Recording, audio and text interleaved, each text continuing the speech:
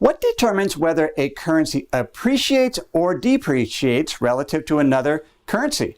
In other words, what drives currency exchange rates? There's really four main things, and the first is trade. Businesses trade by exporting and importing products and services. Foreign trade can be transacted in US dollars, euros, or many other currencies.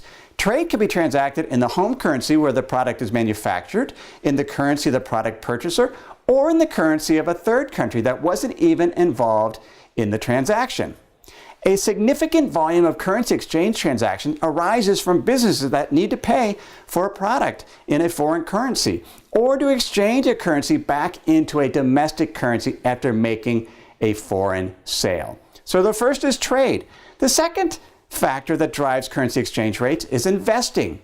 Institutions and individuals not only trade for foreign goods and services, but they also invest in the capital markets of foreign countries.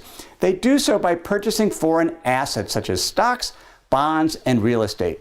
To invest overseas, investors need to convert their home currency into the currency of the country where they desire to invest. These capital account transactions result in a significant volume of currency exchange.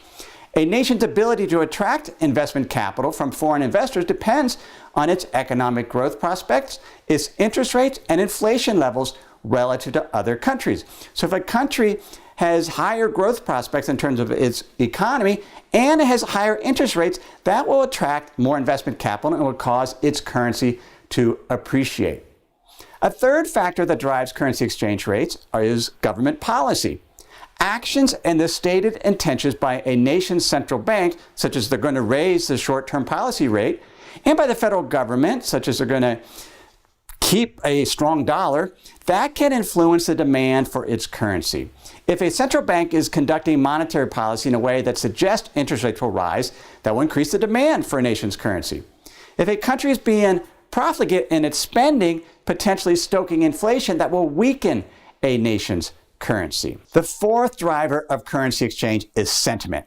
While many currency exchange transactions are conducted in order to facilitate trade and asset purchases, there is also a significant volume of currency exchanges by speculators who are betting a particular currency will appreciate or depreciate relative to some other currency. When the consensus is that a particular currency will appreciate, currency trades by speculators such as hedge funds can reinforce the strengthening trend for a time.